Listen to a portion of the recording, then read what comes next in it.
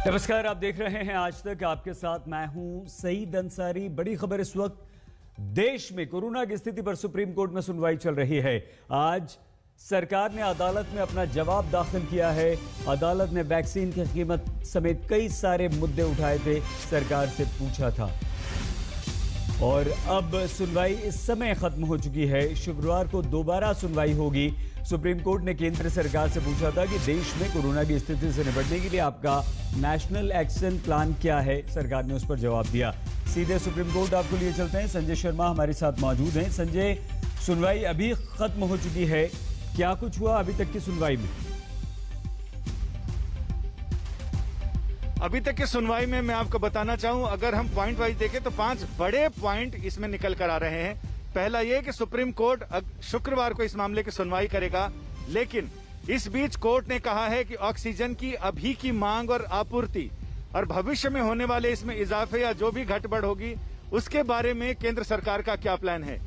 दूसरा ये कि कोर्ट ने सरकार से ये बताने को कहा है कि बाकी जो एसेंशियल दवाइयां हैं उनकी आपूर्ति को लेकर उनकी क्या योजना है, उसमें कितनी कमी होगी, कितनी मांग होगी, मांग की आपूर्ति कैसे की जाएगी।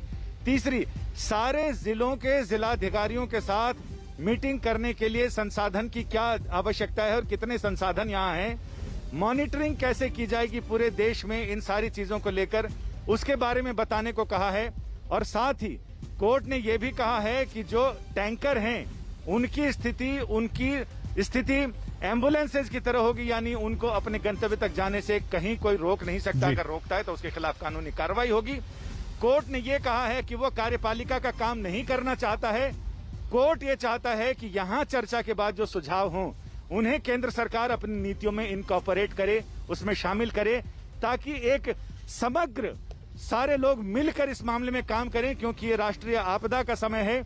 ये किसी की अलग आइडेंटिटी और अलग श्रेय की बात नहीं है, बात है तो पूरे देश के नागरिकों की सेवा की है और ये समय एक साथ मिलकर चलने का है ताकि कोविड जैसी महामारी को मात दी जा सके। और उसके लिए जरूरी है सारे एक साथ काम करें और तेजी से काम किया जाए ताकि जनता तक इन प्रयासों का नतीजा पहुंच सके, जो अभी बहुत मुश्किल में सांस ले रही है जनता।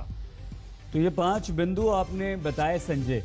इसके अलावा अब शुक्रवार को अगर फिर से सुनवाई होगी तो क्या इसकी समीक्षा होगी या आगे कुछ और बात बढ़ेगी? जी हां, राज्य सरकारों को भी हलफनामा देने के लिए कहा है। जस्टिस चंद्रचूड़ की पीठ ने इस मामले की सुनवाई की। इससे पहले पिछले चीफ जस्टिस खुद इस मामले की सुनवाई कर रहे थे, लेकिन नए चीफ जस्टिस ने, जस्टिस चंद्रचूड़ और जस्टिस एस रविंद्र भट्ट, इनकी पीठ सुनवाई कर रही है। और सुनवाई के दौरान कोर्ट ने आखिर में साफ किया आदेश लिखाते समय कि सभी राज्य सरकारें भी अपनी अपनी योजनाओं का खाका पेश करेंगी और केंद्र सरकार जब अपनी इन योजनाओं का क्या उसके पास संसाधन है, क्या चीजें चाहिए, कैसे इसको मैनेज किया जाएगा, ये तमाम जानकारी जो अपने हलफनामे में देगी तो कोर्ट इस पर चर्चा करेगा और सारी लोगों से इस पर यह चर्चा होगी कि इसको कैसे बेहतरीन तरीके से इस पर अमल किया जाए ताकि जल्दी से जल्दी और सटीक चीजें जहां तक पहुंचनी है वहां तक पहुंच पाएं।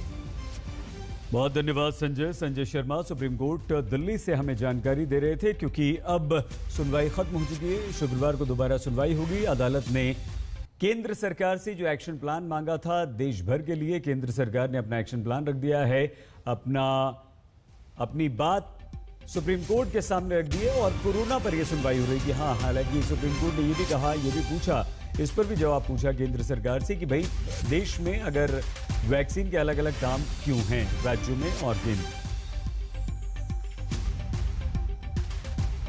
दिल्ली में गहराते ऑक्सीजन संकट के बीच अरविंद केजरीवाल की सरकार ने नया प्लान तैयार कर लिया है। इसके तहत विदेशों से प्लांट लाए जा रहे हैं और महीने भर से भी कम समय में ये काम भी करने लगेंगे। में आया कि केंद्र सरकार ने जितनी ऑक्सीजन हम लोगों को अलॉट की है, हमें एलोकेशन की है, वो भी उसको भी हमें रिसीव करने में परेशानी इसलिए हो रही है कि टैंकरों की बहुत कमी है। चारों तरफ टैंकरों की कमी है। ऑक्सीजन तो फिर भी इधर उधर मिल जाती है, लेकिन टैंकरों की बहुत कमी है। तो दिल्ली सरकार ने बैंकॉक से 18 टैंकर इंपोर्ट करने का निर्णय लिया है। ये टैंकर कल से आने चालू हो जाएंगे और केंद्र सरकार से हमने इसके लिए एयरफोर्स के प्लेन्स देने के लिए रिक्वेस्ट किया। उनका काफ़ी सकारात्मक रवैया रहा है। बातचीत चल रही है और मैं पूरी उम्मीद करता हूं कि बातचीत सफल रहेगी। केंद्र सरकार का भी पूरा सहयोग मिल रहा है इसमें। लोग 21 ऑक्सीजन के प्लांट इंपोर्ट कर रहे हैं। रेडी टू यूज़ प्लांट्स हैं ये और तुरंत इनका इस्तेमाल शुरू किया जा सकता है। इससे भी इनको 21 ऑक्सीजन के प्लांट्स को अलग अलग अस्पतालों में लगा देंगे तो उन अस्पतालों में ऑक्सीजन की कमी दूर करने में हम लोगों को मदद मिलेगी। पिछले 4-5 दिन में मैंने देश के कई उद्योगपतियों को चिट्ठी लिखी थी, मदद मांगी थी। देश की सभी मुख्यमंत्रियों को मैंने चिट्ठी लिखी थी, उनसे मदद मांगी थी और हमें बहुत ज़बरदस्त सहयोग मिल रहा है। बहुत लोगों के ऑफ़र आए हैं, उन सब के साथ बातचीत चल रही है। बहुत सारी चीज़ें आगे बढ़ रही हैं बड़ी तेज़ी के साथ।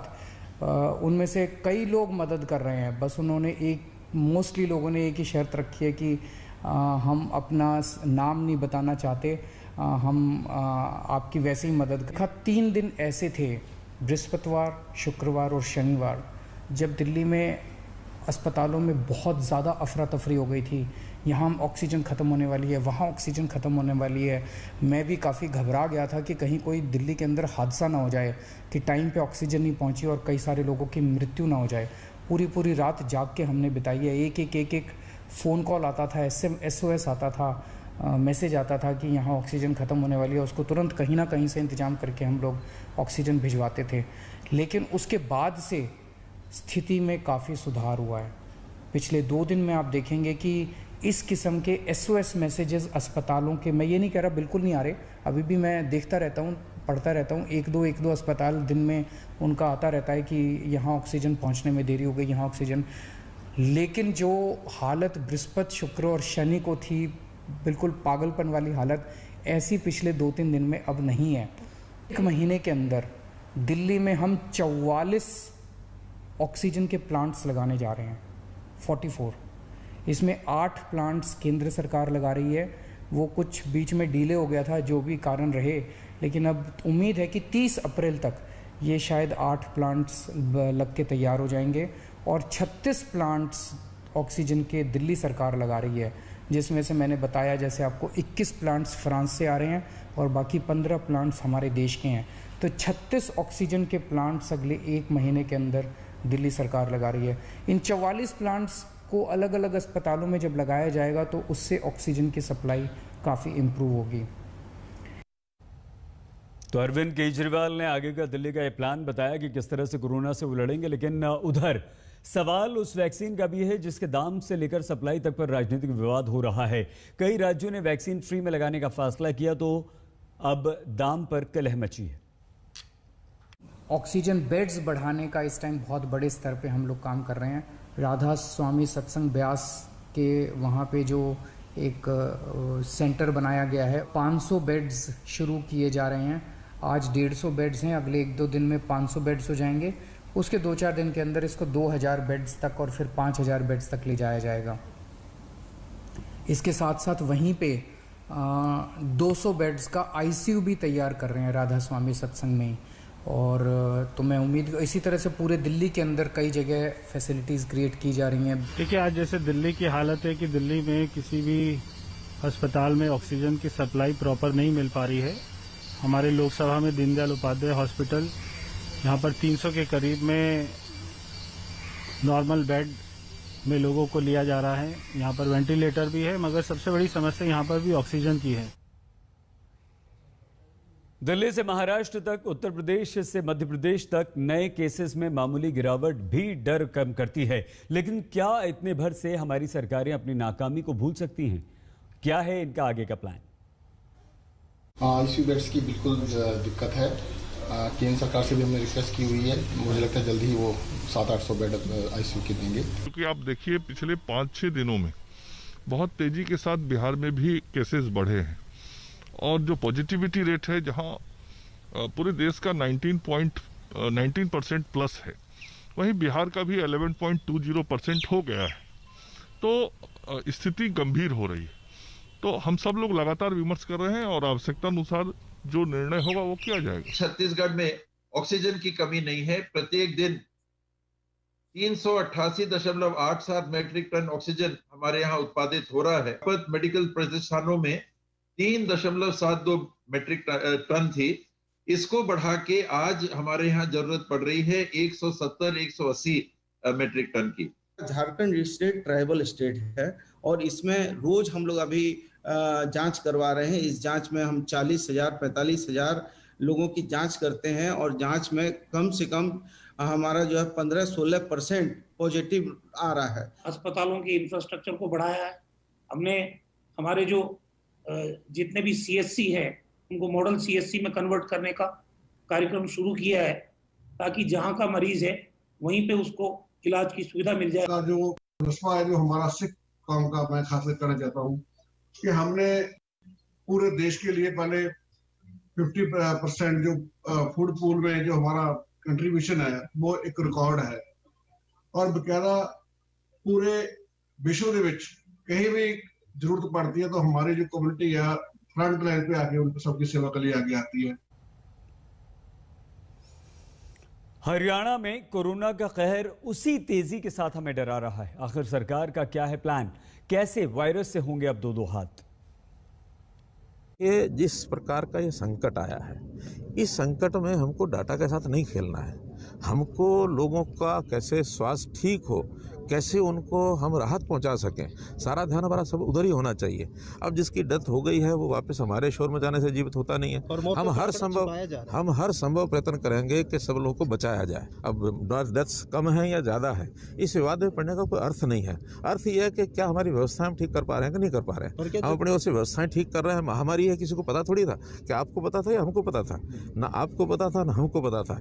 इस बचाव करने में सबका सहयोग चाहिए, आपका भी चाहिए, मेरा भी चाहिए और जो पेशेंट्स हैं उनका भी चाहिए। ऐसा नहीं है क्योंकि कोटा जो है अलग अलग जगह का तय है। हमारा हरियाणा का पानीपत से है, बद्दी से है, रुड़की से है और भिवाड़ी से है। इन सब स्थानों से और हिसार से है। तो इन सब स्थानों से कोटा हमारा 162 मेट्रिक टन का है। अब चूँकि सब जगह जब कम पड़ती है तो थोड़ा सा आगे पीछे तो हो जाती है। कहीं किसी दिन 2 ट्रक हमको कम मिल गए, कहीं किसी दूसरे को ज़्यादा मिल गया, किसी भी अगले दिन उनको कम मिले, हमको ज़्यादा मिले। उसका पूरा प्रॉपर एक हिसाब रखा जा रहा है और कोई भी कम ज़्यादा नहीं कर सकते। हाँ, चूँकि एकदम मांग बढ़ी है तो उस अफरा तफरी में चीज़ें होती हैं। अब चूँकि समूथ हो गया सारा, किसी प्रकार की कोई कठिनाई अभी नहीं है। दुनिया के कई सारे देश हमारी मदद के लिए आगे आए हैं और इसका कारण है शहर शहर कोरोना की बदहाली की एक जैसी ही तस्वीर। लोग जिंदगी की जंग लड़ रहे हैं, अपनों को बचाने के लिए खुद ही सारे इंतजाम कर रहे हैं। सरकारी दावों और ज़मीनी हकीकत पर मेरठ से हमारे संवाददाता आशुतोष मिश्रा की ये ग्राउंड रिपोर्ट।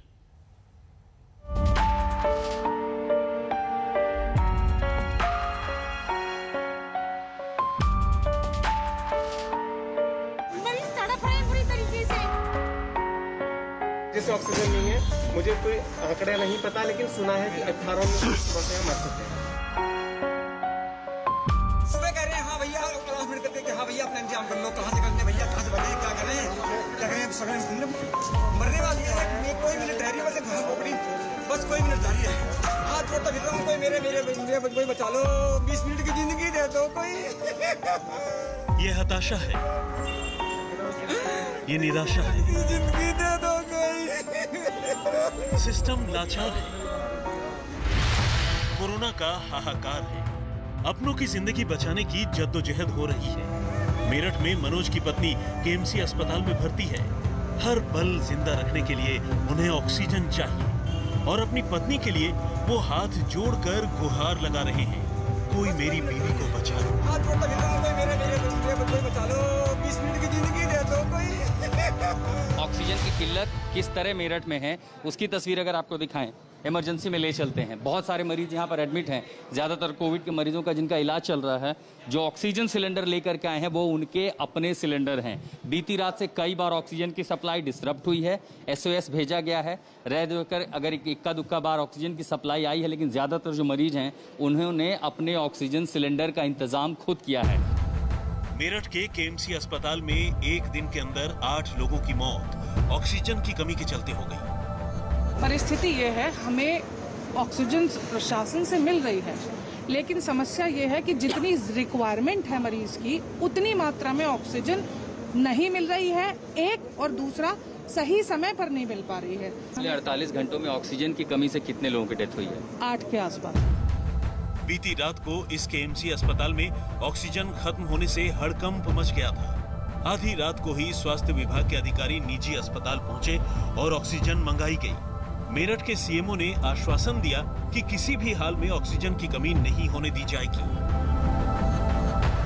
ऑक्सीजन की कुछ क्राइसिस हो गई थी, लेकिन हमने मेडिकल कॉलेज से सिलेंडर्स यहाँ पे दिलवा दिए हैं फिलहाल टेम्परेरीली, और इनको हिदायत दी गई है कि उसको ऑक्सीजन को हिसाब से इस्तेमाल करें, वेस्ट ना करें।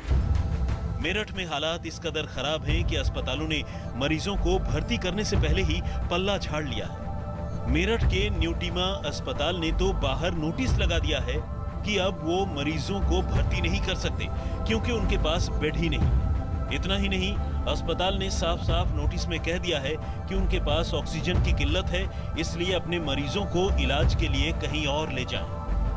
हर दिन संख्या बढ़ रही है संक्रमित मरीजों की, मरने वालों की। जल्दी कदम नहीं उठाए तो न जाने ये त्रासदी कहां ले जाएगी। पश्चिम उत्तर प्रदेश मेरठ में संजय कुमार के साथ में आशुतोष मिश्रा, आज तक। कोरोना के खतरे के बीच भी कुछ लोग शादी करने का खतरा उठा रहे हैं। मध्य प्रदेश के रतलाम में दूल्हा दुल्हन ने पीपीई किट पहनकर शादी की, 7 फेरे लिए। वैसे दूल्हे राजा कहीं और नौकरी करते हैं, लेकिन शादी के लिए रतलाम आए थे। कोरोना पॉजिटिव होकर घर में कैद उन्हें होना पड़ा।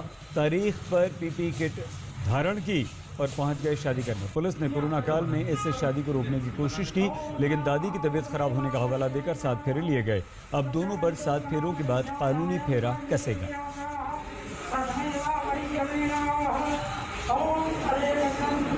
ये सिम्टोमेटिक था और इसका इलाज अपने खंडेलवाल साहब और मेडिकल कॉलेज के डॉक्टर लोगों ने दवाई दी थी, वो घर पे ले रहा था।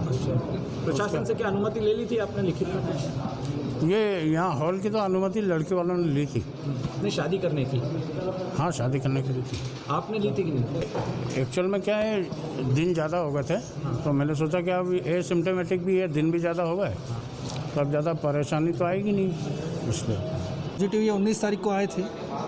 इसके अलावा ये कहीं बाहर थे, बाहर से आए हैं परशुराम बिहार में। शादी हो रही थी, जानकारी मिली कि पॉजिटिव पेशेंट है और दूल्हा खुद पॉजिटिव है, तो इसलिए यहाँ शादी का कार्यक्रम रुकवाने के लिए आए थे हम। लेकिन ऑन रिक्वेस्ट और बड़े अधिकारियों के मार्गदर्शन के बाद पीपी किट में शादी करवाई गई है, जिससे संक्रमण न फैले। बहुत